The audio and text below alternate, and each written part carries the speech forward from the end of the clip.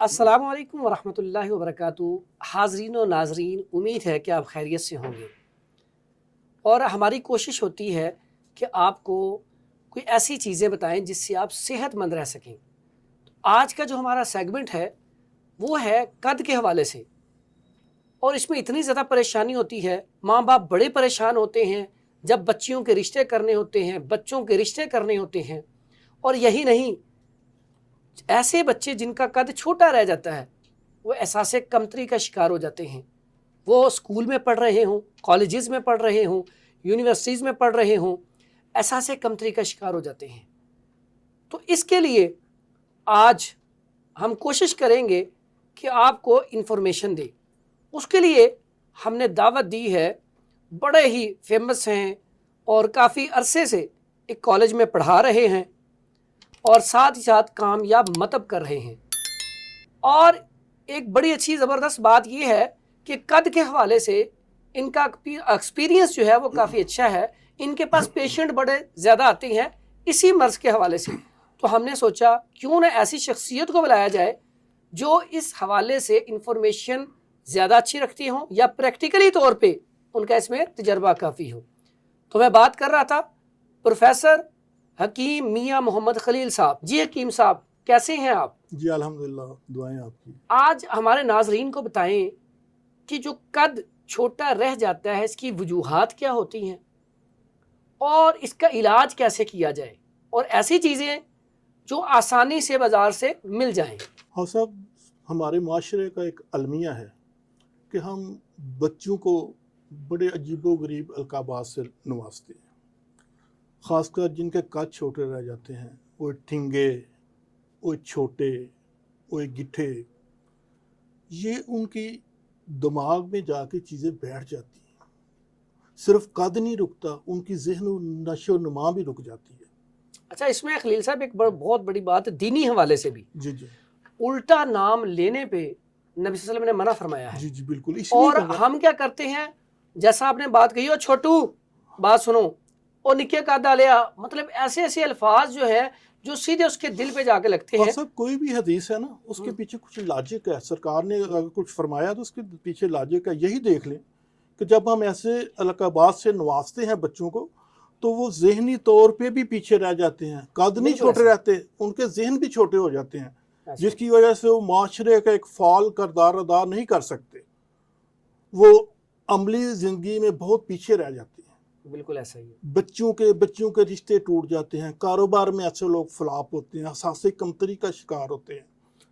तो बचपन से ही हमें इसको सीरियस लेना चाहिए। अच्छा कीम साहब, इसमें सबसे पहले तो बात करें ग़िज़ा क्या खिलानी चाहिए हमें। पहले तो देखना होगा कि कद रुकता क्यों है, किस चीज़ की कमी है। जी, सबसे पहले तो कैल्शियम की कमी है। बिल्कुल ठीक हो। सबसे अच्छा सोर्स हमारे पास दूध है, लेकिन वो हमें पूरा शहर ढूंढ ले नहीं मिलेगा। उसके बाद विटामिन डी की कमी, आयरन की कमी, प्रोटीन की कमी। हमारी खुराकें, हमारी हंडिया ऐसी है कि उसको हम चस्का बनाने के चक्कर में इतना भूनते हैं कि उसके अहम अज़्ज़ा ज़ाया हो जाते हैं। अच्छा कीम साहब, एक आपने बीच में बड़ी ज़बरदस्त बात की, विटामिन डी। हालांकि विटामिन डी का जो सबसे बड़ा सोर्स है वो धूप है, जो फ्री में मिलती है। अगर सुबह जब सूरज निकलता है, बंदा उस टाइम थोड़ी देर धूप जो है उसमें बैठ जाए तो उससे विटामिन डी पूरा हो जाता है। और इसके ऊपर भी बात बताएं ज़रा, पहले जो माएँ होती थी वो देसी घी की मालिश करके तो बच्चे को थोड़ी देर तक धूप में बिठाती थी। तो देखें, देसी घी भी विटामिन डी और धूप से भी विटामिन डी, यानी कि ये तो ऐसी चीज़ है कि आप घर में बैठे ये नुस्खा इस्तेमाल कर सकती हैं। हाँ सर, 90% जो अमराज इस वक्त है ना, वो हमारे लाइफ स्टाइल की वजह से। इसमें भी ये चीज़ बड़ी काउंट कर रही है कि 2 बजे सोना है, सुबह 10 बजे उठना है। वो सुबह की धूप, वो विटामिन डी कहाँ से हम लेंगे? दिन के वक्त भी हमने धूप में बाहर नहीं निकलना, एसी में बैठना है, ऑफिस में एसी है, घर में एसी है, गाड़ी में एसी है। तो बच्चे भी इन्हीं चीज़ों को देख के तो फिर इस विटामिन डी का शिकार होते हैं। लेकिन प्रोफेसर साहब, इसमें एक बात और भी है। अगर आप शहर में जाएं तो छोटे छोटे घर होते हैं, वहाँ पे तो ऐसी जो है ना जगह ही नहीं होती कि आप बाहर धूप ले सकें। तो उसमें आप क्या रिकमेंड करती हैं कि बच्चों को रोज़ाना या हफ्ते में कोई पार्क में लेके जाना चाहिए ताकि वो थोड़ा सा जो ओपन माहौल है اس کے اندر وہ تھوڑی دیر گزار سکیں. ہمیں اپنے لائف سٹائل کو چینج کرنا ہوگا. صبح جلدی اٹھنا ہوگا, فجر کی نماز پڑھنی ہوگی, اس کے بعد واک کے لیے صبح کی جو وہ دھوپ ہے اور صبح کی وہ آکسیجن ہے وہ آپ کی نشو و نما کے لیے بہت اہم ہے. جو لوگ وہ 3-4 گھنٹے مس کرتے ہیں وہ بہت زیادہ نقصان اپنا کرتے ہیں, صحت کے لحاظ سے, وقت کے لحاظ سے اور کاروبار کے لحاظ سے. اچھا کیم صاحب, یہاں پہ نا غذا بتائیں, کون سی چیزیں کھلانی چاہیے؟ یہ تو ہوگی نا احتیاطی تدابیر, کھلانا کیا چاہیے؟ کون سی ایسی چیزیں بچوں کو کھلائی جائیں جن سے بچوں کا قد بڑھ سکے؟ ایسی چیزیں جن میں کیلشیم زیادہ ہو, جیسے دودھ سے بنی چیزیں, اور اس کے علاوہ کلیجی کا زیادہ استعمال کروائیں ان کو, پالک, میتھی جن میں آئرن کی مقدار زیادہ ہے, تو سیلڈ وغیرہ کا استعمال. فاسٹ فوڈ سے بالکل دور رہیں, یہ آپ کو نیوٹریشن نہیں دیتا, یہ صرف چسکا ہے. بالکل ایسا ہی ہے. ہاں, تو وجوہات میں نے دیکھا ہے کہ ایسے لوگ جن کے والدین, والد, والدہ, دادا دادی, نانا نانی میں سے کسی کا قد چھوٹا ہے تو ان کے اثرات بچوں میں اکثر دیکھنے میں آتے ہیں. جب ہمارے پاس مریض آتا ہے تو ہم ہسٹری لیتے ہیں کہ کسی کا قد چھوٹا تو نہیں, بہن بھائی کا. یہ اثرات بھی بعض دفعہ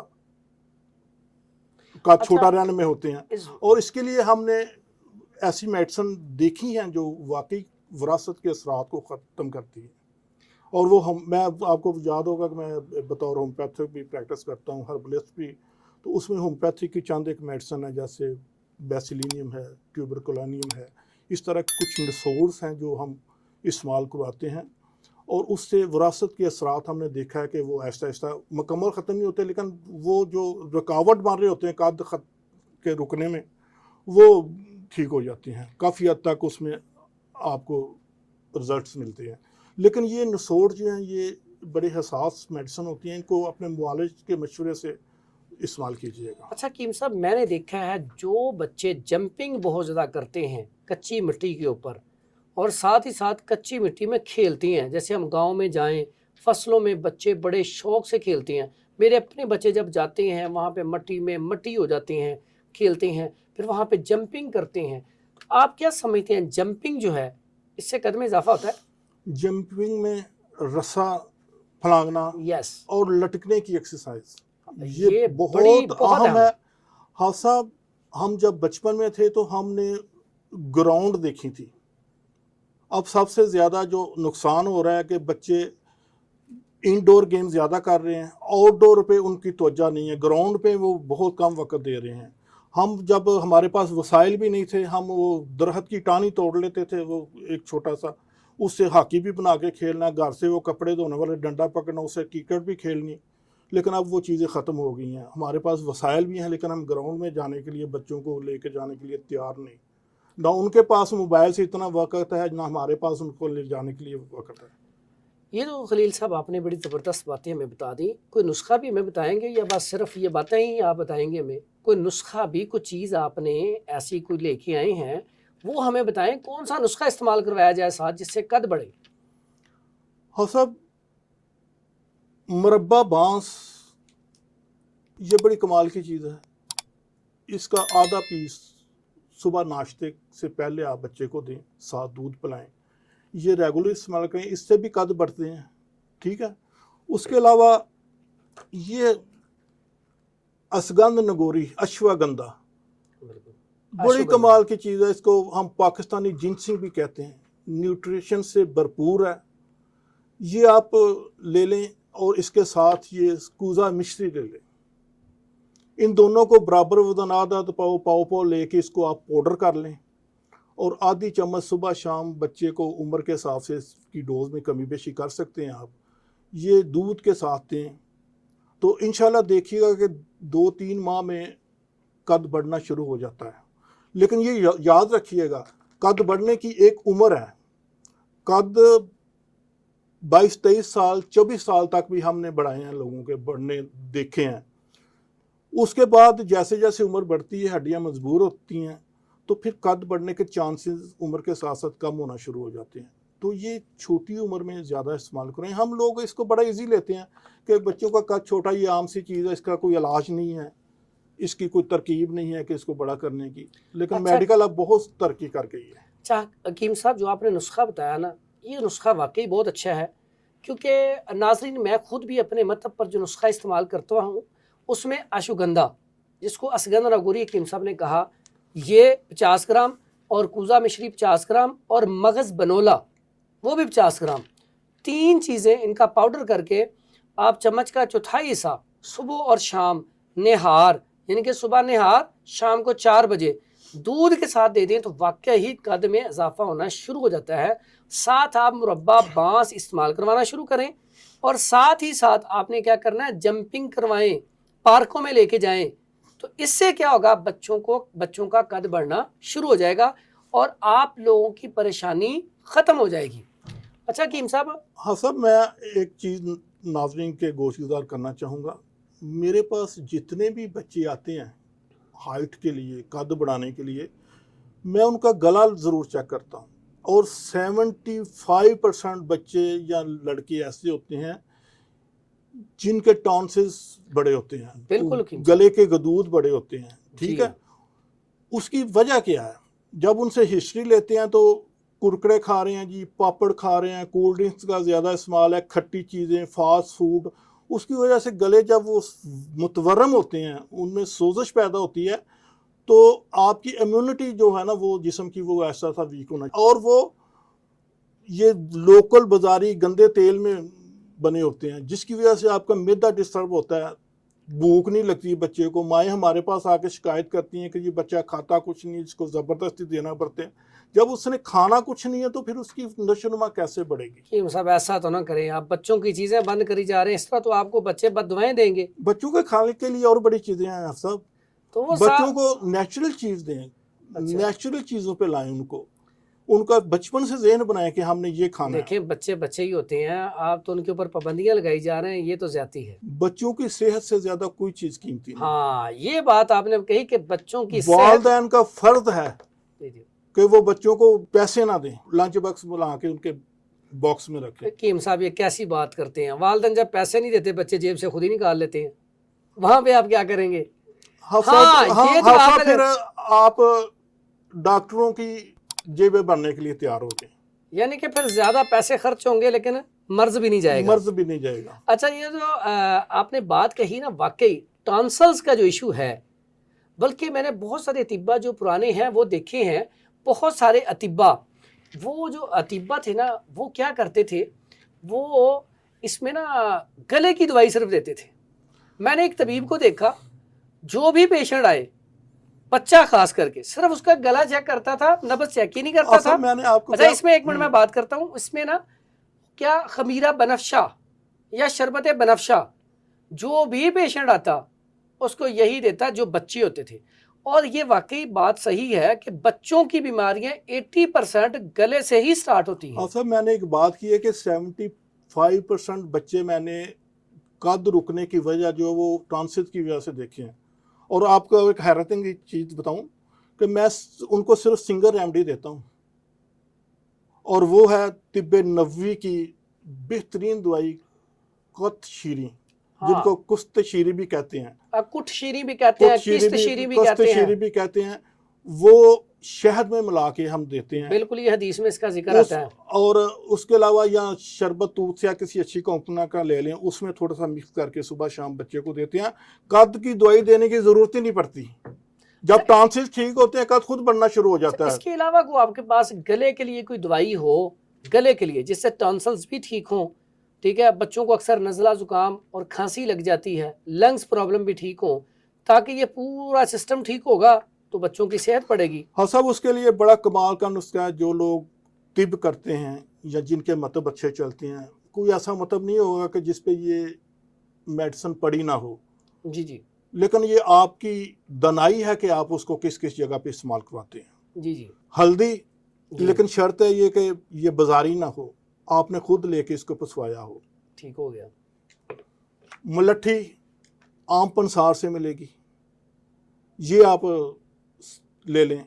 اور تیسری چیز سونف، ہلدی ملٹھی سونف برابر وزن، اس کو پاؤڈر کر کے گھر میں رکھ لیں۔ ٹھیک ہے، اگر اس میں کستے شیرے بھی برابر وزن شامل کر لیں یہ گلے کے درد کے لیے، گلے کے ورم کے لیے، ٹانسلز کے لیے، کھانسی کے لیے، چھاتی کے امراض کے لیے، انفیکشن کے لیے اس سے اچھی antibiotic antiviral medicine نہیں ہے۔ حکیم صاحب یہ آپ کیا بات کر رہے ہیں؟ اس سے تو جو ڈاکٹروں کے کلینک ہیں ان کے اوپر بڑا اثر پڑے گا۔ آپ مجھے جب بتائیں ذرا، کوئی بھی گلے کا ڈاکٹر ہے، اچھا ڈاکٹر، تو وہ 2,000-3,000 سے کم تو فیس نہیں لیتے۔ ظاہری بات ہے، انہوں نے اتنا پڑھا ہوتا ہے، محنت کی ہوتی ہے، تو اتنی فیس انہوں نے لینی ہے۔ تو آپ یہ جو نسخہ بتا رہے ہیں یہ بھی مجھے لگتا ہے کافی مہنگا ہوگا۔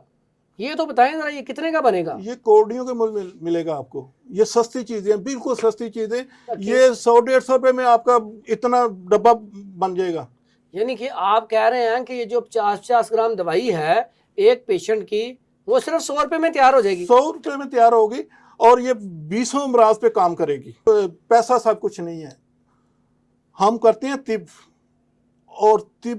اور طبیب کا ایک ہی مقصد ہے، خدمت انسانیت۔ میرے نانا جی کہتے تھے کہ طبیب جو ہے نا وہ آدھا ولی ہوتا ہے، اگر وہ خدا ترس اور مریض پہ تھوڑا سا رحم کرنے والا ہو تو وہ پورا ولی ہوتا ہے۔ ہم طب کو، اس مشن کو جو آپ یہ ولاگ کر رہے ہیں، یہ خدمت خلق سمجھ کے کر رہے ہیں، عوام کو سستا علاج فراہم کرنے کے لیے کر رہے ہیں۔ اتنی ہیوی اینٹی بائیوٹکس اور دوسری جو میڈیسن جن کے لاکھوں نقصانات سامنے آ رہے ہیں، اس سے بچانے کے لیے آج سے 100-150 سال پہلے یہی تھے، انہی سے ہم نزلہ زکام سے لے کر کینسر تک کا علاج کرتے تھے۔ آج ہم ماڈرن دور کے پیچھے چلے، کوا چلا ہنس کی چال بھول گئے اپنا بھی۔ اچھا حکیم صاحب، آپ نے بڑی زبردست گفتگو کی۔ پہلے جو طبیب تھے واقعی اس میں کوئی شک نہیں، تہجد گزار ہوتے تھے، اور سب سے بڑی بات جب وہ دوائی مریض کو دے دیتے تھے اس کے بعد اللہ سے دعا کرتے تھے، یا اللہ اس مریض کو شفا عطا کر دے۔ دیکھیں ہم طبیب حضرات تو کوشش کرتے ہیں، شفا دینے والی ذات رب کی ہے۔ جیسے آپ نے یہ جب پکڑی نا آپ نے ہلدی، تو مجھے ایک بات یاد آئی، ہمارے جو بزرگ تھے نا، جب بھی کسی کو چوٹ لگنی، جب بھی کسی کا ایکسیڈنٹ ہو جانا، کسی نے گر جانا، تو فوراً پتہ کیا کہتے تھے؟ لے آؤ دودھ بھی وہ ہلدی پا کے انہوں پیاؤ۔ یعنی کہ ہلدی انفیکشن کے لیے کتنی اچھی ہے، اور دردوں کے لیے جب ایکسیڈنٹ ہو جائے، چوٹ لگ جائے، تو اس میں ہلدی دودھ میں ڈال کے آپ پئیں، اس میں دیسی گھی بھی ملا سکتے ہیں، شہد بھی ملا سکتے ہیں، یقین کریں فوری آپ کو فائدہ ہوتا ہے۔ ہاں صاحب، اتنی بڑی anti viral, anti bacterial, anti inflammatory یہ میڈیسن ہے کہ جو بچے یا بڑے ہمارے پاس آتے ہیں نا کہ گلا درد ہو رہا ہے، گلا سوجا ہوا ہے، موسم کی وجہ سے گلا خراب ہے، میں ان کو صرف یہ تھوڑی سی دیتا ہوں کہ یہ منہ میں رکھ کے چوس لیں، اور اگر اس میں شہد شامل کر لیا جائے اور تو یہ یقین سونے پہ سہاگا۔ 10 منٹ بعد مریض سیدھا ہو کے بولنا شروع ہو جاتا ہے، اس کی آواز کلیئر ہو جاتی ہے۔ یہ دیکھیں جی ناظرین، اگر اس میں آپ تھوڑا سا شہد ملا کے، تو جتنا مرضی آپ کا گلا درد کر رہا ہو، انفیکشن ہو، سوزش ہو، فوری طور پر ریلیف مل جاتا ہے۔ اور آپ کے جسم کے کسی بھی حصے میں اگر انفیکشن ہے تو آپ اس کا کیپسول بھر کے لے سکتے ہیں، آپ اس کو دودھ میں ملا کے لے سکتے ہیں، بہترین اس کا رزلٹ ہے۔ لیں جی حکیم صاحب، آپ کا بہت بہت شکریہ، اللہ تعالیٰ آپ کو عزتوں سے نوازے۔ آپ جو خدمت خلق کر رہے ہیں، اگر آپ واقعہ ہی صرف لوگوں کی خدمت اللہ کی رضا کے لیے کر رہے ہیں تو اللہ تعالیٰ آپ کو دن دگنی رات چگنی ترقی عطا فرمائے۔ ناظرین دیکھیں، آج ہم نے کوشش کی آپ کو قد کے حوالے سے جو ہے انفارمیشن دی جائے، اور اس طرح کی انفارمیشن کہ آپ وہ چیزیں بھی سستی پنسار سو سے لے آئیں اور اتنا آسان علاج ہو کہ آپ گھر میں بیٹھے علاج کر سکیں۔ لیکن ایک بات یاد رکھیے گا، بعض اوقات آپ جب پنسار سٹور پہ چیزیں لینے جاتی ہیں تو آپ کو کیونکہ پہچان نہیں ہوتی تو بعض اوقات غلط دوائی آ جاتی ہے جس کی وجہ سے رزلٹ اچھا نہیں ملتا۔ تو آپ ایک بات یاد رکھیں، جہاں پہ بھی ہیں، جب بھی کوئی نسخہ بتایا جائے آپ کسی اچھے معالج کے ساتھ مشورہ کر لیں، اگر نہیں تو پھر آپ ہمارے واٹس ایپ نمبر پر رابطہ کر کے ہم سے آپ مشورہ کر سکتے ہیں۔ دعاؤں میں یاد رکھیے گا۔ پروفیسر حکیم حافظ فرحان حنیف، لاہور۔